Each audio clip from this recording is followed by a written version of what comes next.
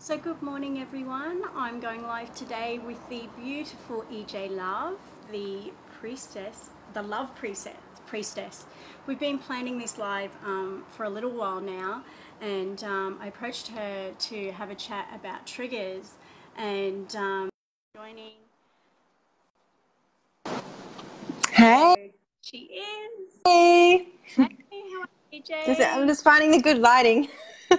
This will do. Gotta have the good lighting. Yeah, this will do. Morning. Good morning. How are you, beautiful? Yeah, really good. Really good. Yeah, nice to Awesome. see you.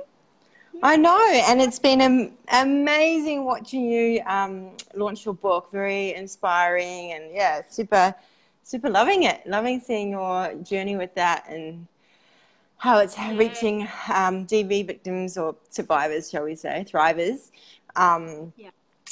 with it as well, which is super awesome. Yeah. Yeah. Your time's coming soon. Yeah, it is. I'll be Yes. next. Yes. Yes.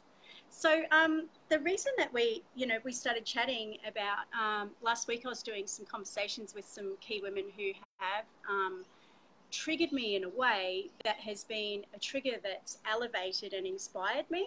And I've been saying whether it's a negative or a positive that we meet in someone else, it's an opportunity to grow and up level within ourselves.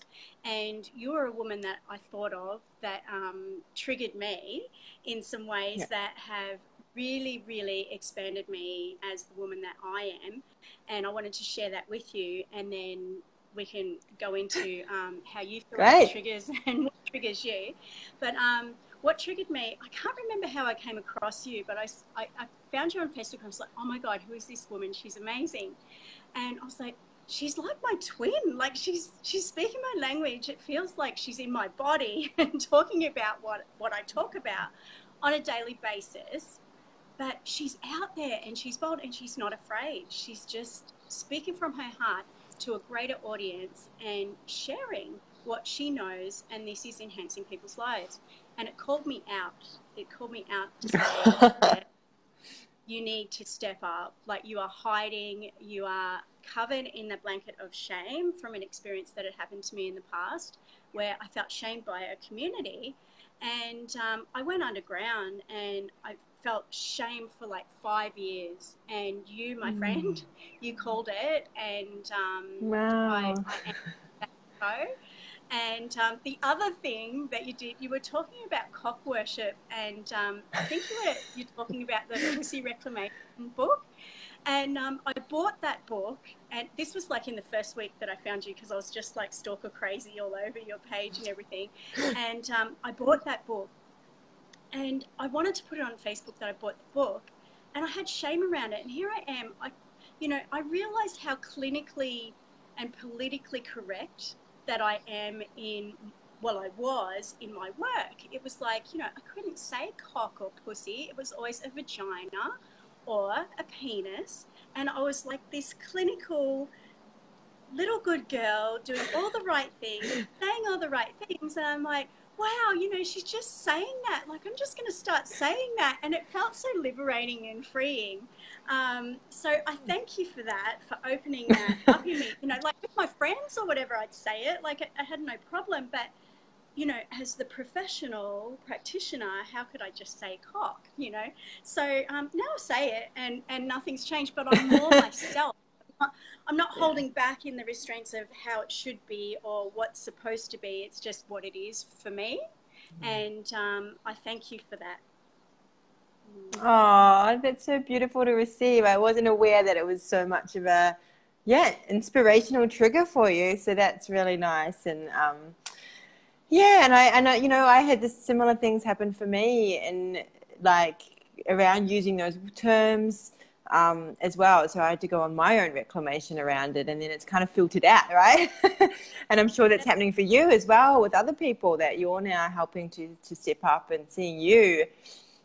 So I love that flow and effect as well. It's beautiful. It's beautiful. Oh, is that you? I'm hopeless with technology. That's my learning curve. We're getting friends. We're starting a relationship. It's going to work out great. Yeah. Yeah. We have gifts in other areas, so That's right. It's all good. So tell me, EJ, can you enlighten me with some of your triggers, maybe that you're going through currently or that you've had, or talk about that? Yeah. So I'm going to speak to a massive trigger I had recently. So I teach about managing triggers, and as you know, and I love exploring triggers. It's one of my greatest things because I know that triggers are a pathway to deeper self-love. It's always going to show us these parts that still feel wounded and or are being, triggered to show us the feelings that haven't been felt yet, that are longing to be felt and to be seen and loved. So it is amazing what can be discovered from one trigger in terms of what comes to the light. I'm constantly amazed, but it's because I choose to do the work on it too, and I choose to see it. And not everyone has that level of awareness, which is why we do the work we do, is to help people bring awareness to their triggers and to be able to see the gift and the connection. So I've really been exploring anger lately and deepening into understanding anger. And I recently got triggered by a woman who is within my community and is also a leader in the community. And it felt like an attack on my expertise. It felt like an attack on, I don't know what I'm talking about. And there was this big part of me, as soon as I read her comment, I instantly burst into tears. And I was like, what the fuck? Why? It triggered me so much as soon as I read the comment, which was basically trying to say that I don't know what I'm talking about. And this is by another powerful woman that I've considered a friend as well, who doesn't know how much I know about, doesn't know my story about this, doesn't know my journey. It was to do with narcissism. And I was it was almost like I felt like I was being gaslighted, because how dare you try and tell me that I don't know what about narcissism, and you have no idea what I've experienced and the abuse I've been through, and the learning that I've done and the research and the understanding and all the clients that I've worked with. This part of me was really this wanting to prove myself and wanting to be righteous about, how dare you even question my expertise? How dare you question what I've been through, this kind of thing? And it was done in a public forum, so and so other people would be able to see the comments. So there was all this what are other people going to think, that I don't know what I'm talking about? This is one of the main things that I teach on, how dare you, that kind of thing. And I saw myself going into it, and I first thing I did was allow myself to really feel and process the anger, and to really feel what was coming up for me. And I went and put some pillows, and I screamed some pillows, and I was I was so angry about it. And I was crying as well, but I was howling almost, it was that triggering.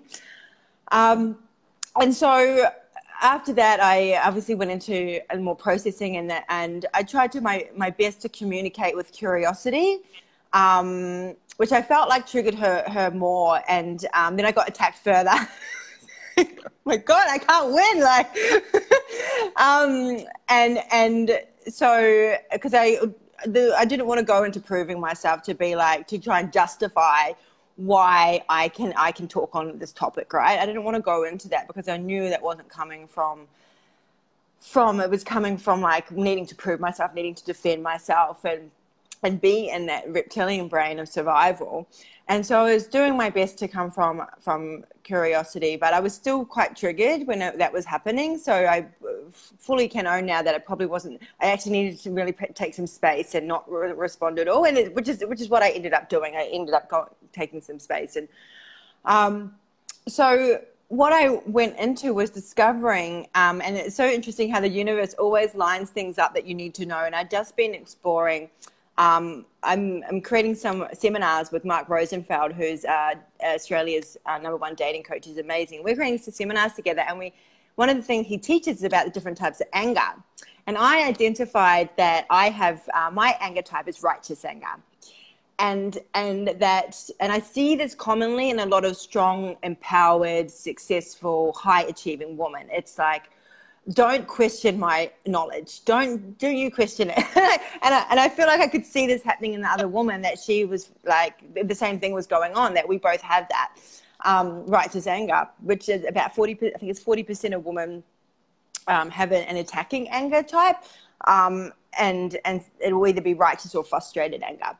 And I think I was feeling a bit of both. And so it was really interesting that I started to explore that this is connected to this role of what I need to feel safe is to run is to be intelligent. As long as I have my intelligence, then I'm worthy, then I'm safe, then I get loved and approval. So when I felt like that was being threatened, it felt like, or being made wrong, that was being made wrong, that it didn't feel safe for me. Like my little girl inside was like, oh my God, like, you know, if someone sees that I'm not, like, don't know my shit, then I'm like, I'm not gonna survive, right? So basically, because that's how we get the most love and approval as a child. So that's what came up for me, was like, and so the way that I protect myself is to go into being righteous and to prove that I do know my shit and I have all this knowledge and blah blah. And I started to explore it. I'm like, holy shit, this is really like, I really can see how often and how much it's actually stopped me from stepping up and sharing my knowledge, because it's like sometimes I had this innate feeling that I don't know enough, and I have to keep learning and I have to keep learning because someone's going to find out that I don't know everything. Like this innate kind of like, am I a fraud, or am I, you know, and that's why like I feel like I keep going to workshops as well and reading books, like I must know everything. Which really, I have all the wisdom that I need inside. It's more like actually trusting my inner wisdom and guidance. So that was like the first piece to the trigger. And then like one of the gifts was like really getting to see this righteous anger and being able to really feel it, and move through it, and see that it's just my little girl, like wanting to feel safe and to really have compassion for her. And then I can also have compassion for the other woman, because I can see that that's probably what's going on for her. And then we can have a conversation about it, which we're planning to do. We're planning to have a chat. She's away at the moment, but we're gonna have a chat about it and have a conversation. I'll be able to share all the stuff with her about what came up for me and what the gifts that I got out of it, and then how can we communicate in a way that's gonna flower each other rather than like kind of point fingers or try and prove each person maybe trying to prove their knowledge because they're feeling threatened, right? And I think this is quite common. I see it on Facebook all the time, where people are getting triggered by each other, trying to prove their point and prove their knowledge, because in some way they don't feel there's a lack of safety going on. So yeah. So that was the first piece. So I don't know if you want to speak to that before I move into the next piece. I think it's amazing how we do a job on ourselves, you know, like with that education piece. I made a vow that I'm not doing anything for the next 12 months. I'm not doing any more courses. I'm not doing anything else, because so much of what I know is here and it has to come out. Like it's just there. Like you've been doing your, you know, tantric work and this kind of work as long as I have, you know, it's nearly 10 years now. And when you're working with one-on-one with clients at the level that we work, it's just, we learn stuff that can't be taught. I think it's stuff that, you know, you can't go and do a course with that. It's like an intuit that comes through us, and we just can pull on what we know, and to trust in that is so important, because we forget and we think, oh, I've got to have that certificate. I've got to show you that I'm worthy for you to come and work with me. And it's not the case. It's just like, granted, we need to keep up to date with what's going on and all that kind of thing.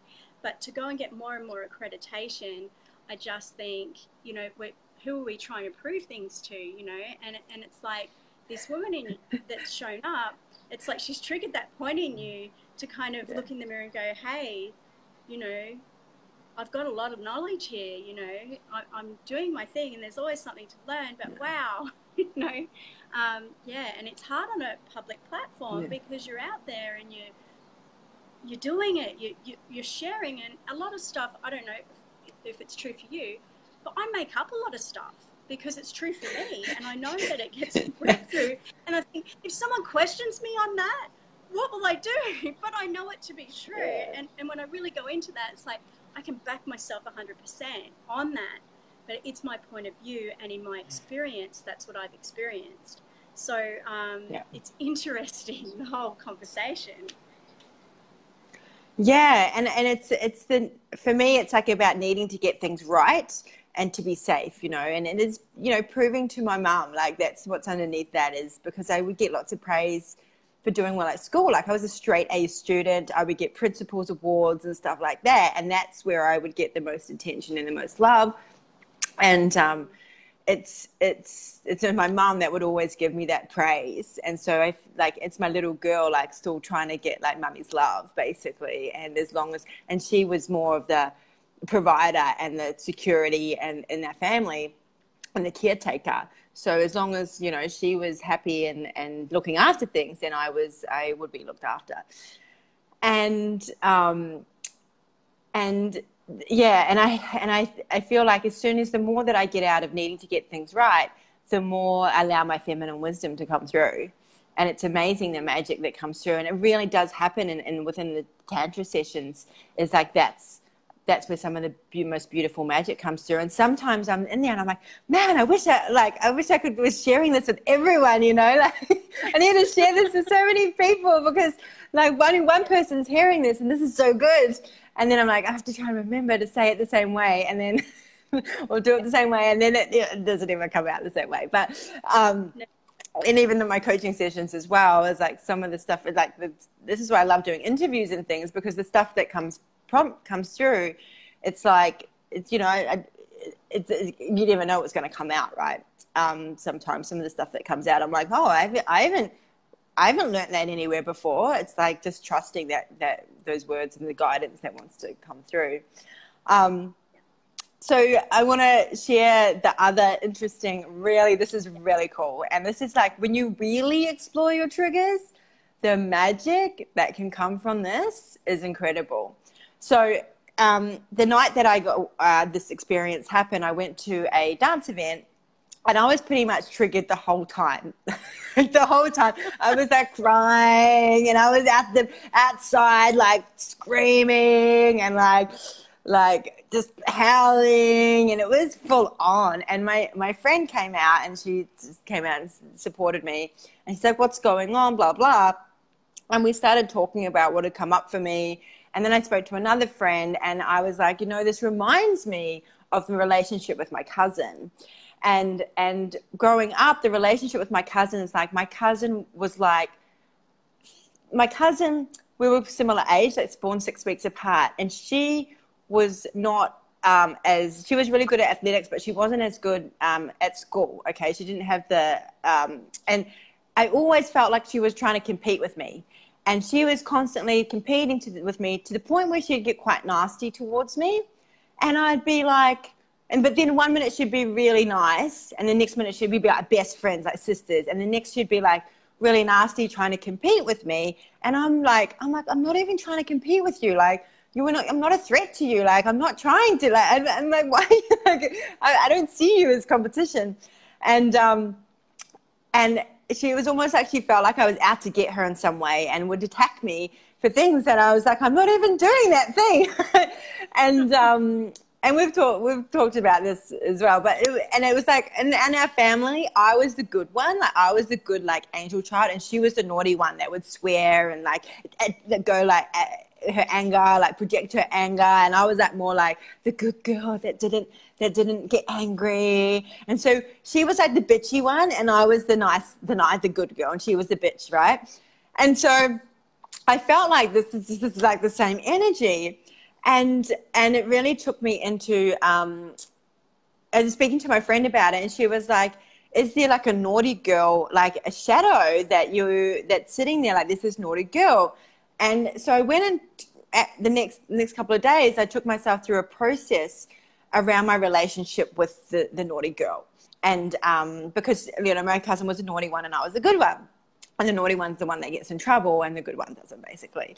And so I ended up like really tapping into this naughty girl part of me. And the whole thing that ended up happening, it ended up being like a sexual thing, like where I discovered that there was this part of me that wasn't really allowing men to see me as a naughty girl, where I like this kind of more of the slut energy, so deepening into that, and allowing myself to be seen as this archetype of the naughty girl. And because it wasn't safe, and then and which also reflects into like the work that I've done, where I've, you know, done escorting and done you know, obviously the tantric stuff, but it's always me in the facilitator role, and you know, not really in the more submissive thing. So it was really interesting to explore that. And then I discovered, and then when I did some healing around, I did like a sexual shamanic process where I went into some sexual healing around it, and I did some emotional release work, and I shifted the belief I'm a naughty girl, and brought that more into like not being shameful, but being loving and being love. And so and then like I had a man contact me and tell me he had a dream about me being a naughty girl. Yeah, he was like, yeah, you were doing this, and you were like squirting everywhere, and you were like, and I was dominating you, and la la la. And I was just like, this shamanic stuff is crazy. And we're looking to explore this in real life. So I'm going to actually get an embodiment experience where I said, well, I'm actually keen to explore this and see, like, so I can tap into this part of myself and not make it shameful anymore. And so that was the power, and that all came from that one trigger. Isn't it amazing when you dig deep what you can actually find? And that's what I mean, the growth that can be had by someone, you know, and it could be just as much as seeing that slut come out. You know, you see another woman, you think, oh, you know, what a slut.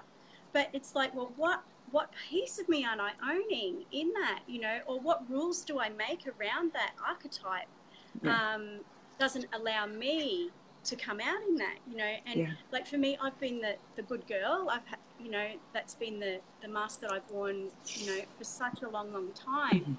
And it's like in private space I can let that slut factor come out, but in the greater world it's like, where's that permission piece? Like, oh, I'll be shamed, people will talk, what would they say, you know. So it's like we need to all just be expressing all facets of ourselves, and who really gives, you know, who cares? Like, be all the flavors, be all the colors, feel what it feels like dress up for the day and just go out and be that behavior, you know, be that part of the woman that you are. Why not, you know, have some fun with it. Yeah, absolutely. I agree. And I've been taking a few clients around reclaiming their slut, which is interesting that just it's come into my space. Like, it always happens. Like, I always attract clients that it's like I need to deepen into something. And I'm basically kind of coaching myself as I'm taking them through a session. Yeah, it's pretty amazing. And again, that's when stuff comes through. It's like, okay, now I'm going to get you to do this reclamation thing. And I've never taught it before, but I just, you know, see a vision in my mind of what I see them doing. And I'm like, okay, this is what I'm seeing that you're going to have to go and do.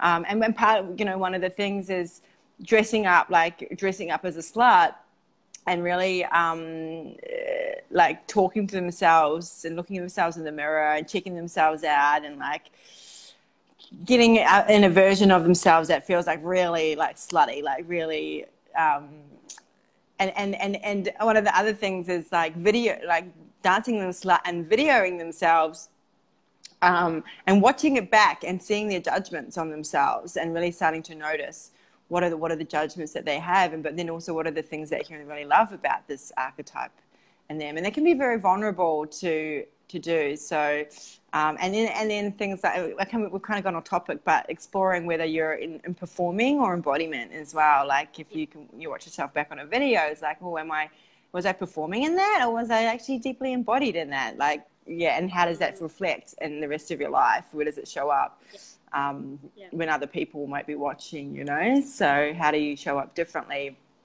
Yeah, and I kind of got a bit off topic, but I'd like to I'd like to share, like, I'm reading this book. The dance, the dance of anger. It's amazing, and it's about all the different types, understanding women's anger and how that plays out in relationships. And one of the things they talk about is that we have, and so this really connects in with me and my cousin, is the nice lady syndrome and the bitch syndrome. So what is it, the bitch? I think that's what it's called. And so you have the anger of the usually the one of the nice lady or the good girl actually is covered by guilt.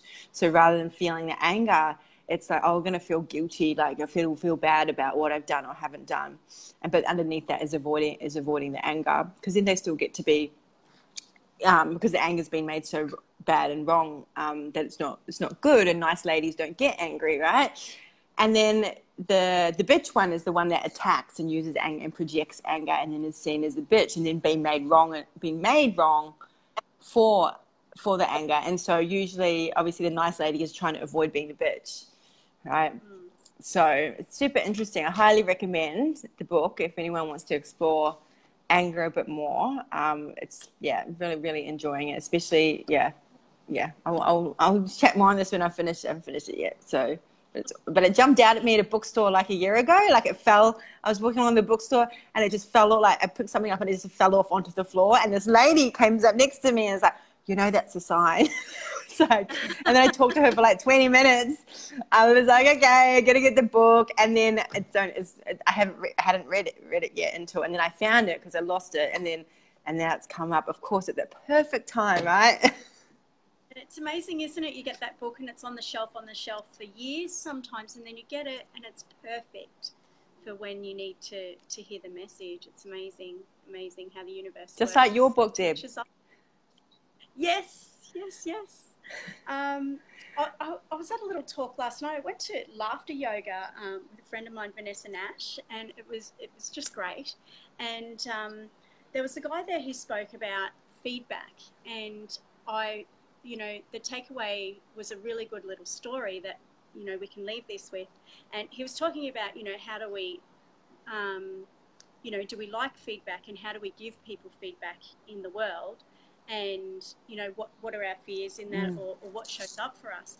And he used the example of Goldilocks and the Three Bears of feedback, because it was like when the bears were, that they came in and they're like, the bed was too soft, or it was too hard, or it was just right. And so I think that, back to the triggering, it's like, it's really great that you're going to go and speak to this woman, because it's easy to have a battle by text or email and get it all out of proportion and not really feel into what's really being said. And I'm really encouraging women to show up with their triggers and speak to the woman. I'm focusing on women, but there are men as well that trigger us, to lean into those conversations, because there's so much for both parties to learn. Yeah. And often what triggers us in someone else is something that we really love about them when you really start talking about it. So I invite you to think about, when you're exploring the triggers, or even talking about someone or to someone, is it too soft? Are you holding back? Are you being the good girl and dancing around the topic? Are you being too much? Are you in their face and like, I've got this and you don't know, and are you being righteous?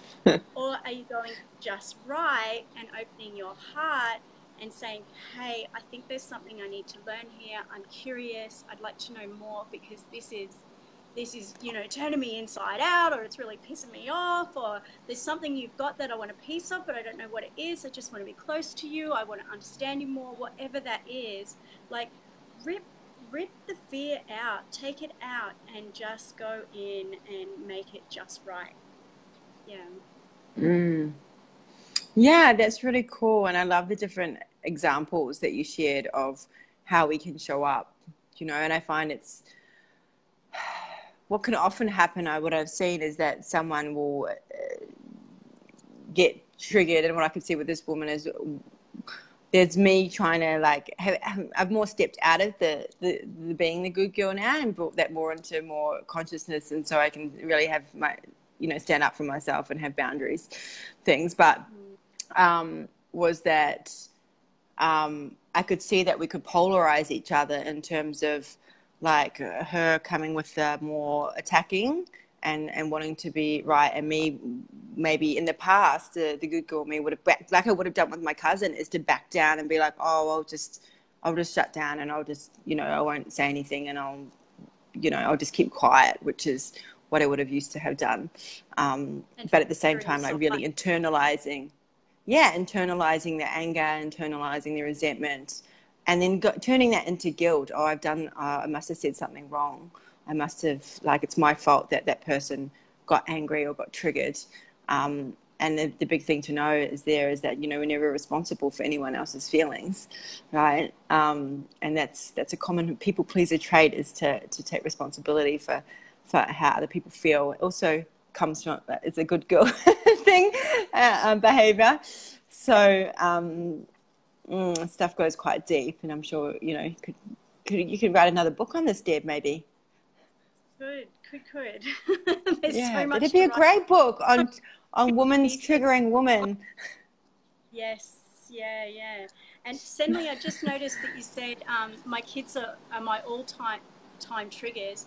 They so are, because they show up. I trigger myself. I catch myself being triggered with my kids often, and particularly that they're teenagers now as well.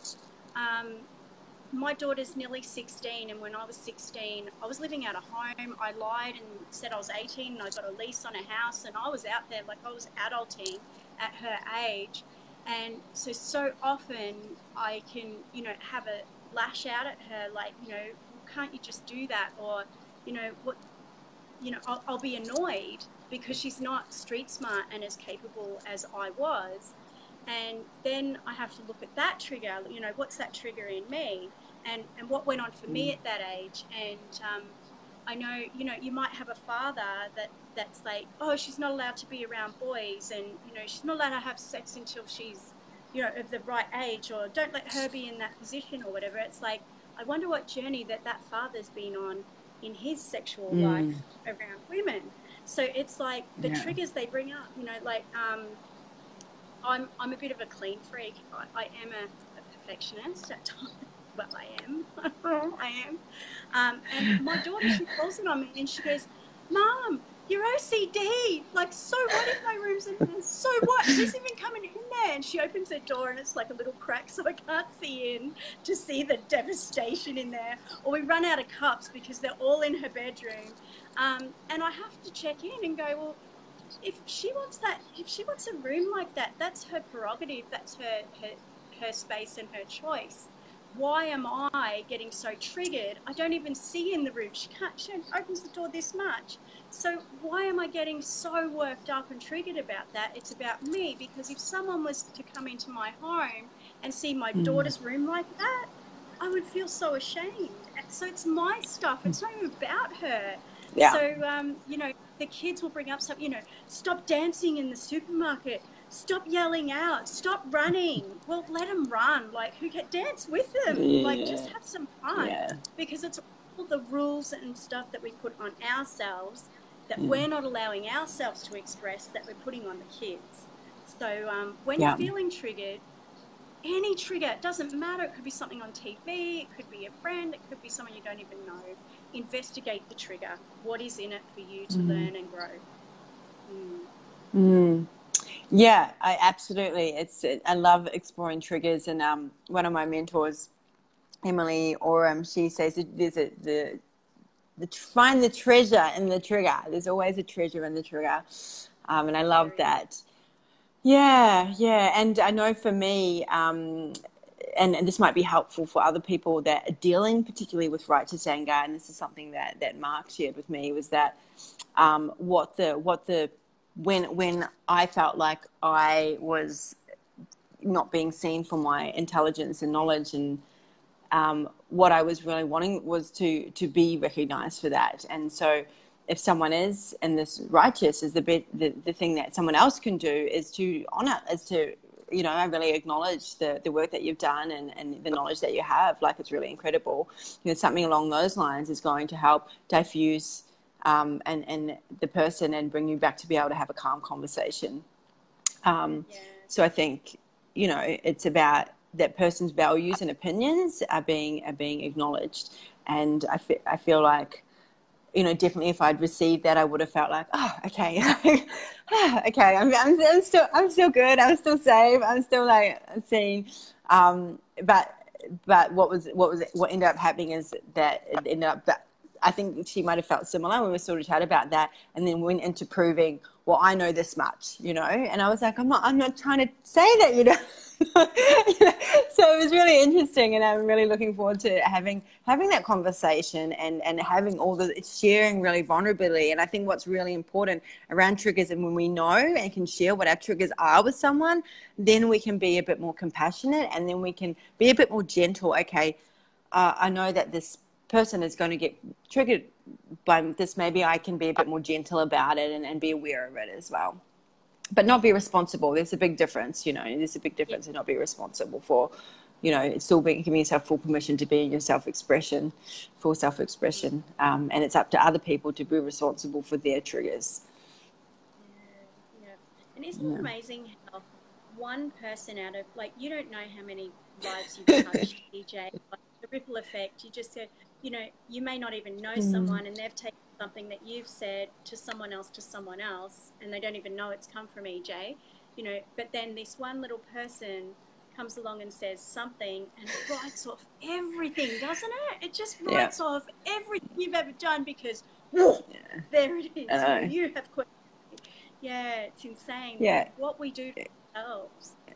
Yeah, and there was a part of me that started questioning myself, like, maybe I don't know enough. Like, do I need to go lawn more and la la la? Like, and I was like, no, like, you're okay, you're safe, you're held, you're loved and supported. And yeah, it's just my little girl was needing a bit of extra love and safety, inside. So that's why inner child healing work is really powerful as well. So, it's so good to share this with you, Deb. Yeah, thanks so much for having a chat. We'll have to do it again. Yes, let's do another one. Yeah, you have a beautiful Christmas and all that. And you've got a retreat coming up in Bali soon. So I do, in January. Down the bottom Cool. after the chat, so that people can have a look at what you're doing in the world. I'm heading to Bali. I will get onto it. Thank you. Oh, that's where I'll be there. Oh, really? When are you going? Yeah. 15th to the 22nd is the retreat. I'll probably leave on the 13th. Oh, I'm there the 18th to the 28th. Ah, nice. Maybe we'll catch up after the retreat. Yeah, sounds good. Yeah. Okay. Let's chat. Have an awesome day, and we'll talk soon. All right, bye, hon. Much love to you. Thank you for being you and sharing your magic. Yeah, you too. Bye. Oh, I'm trying to end it.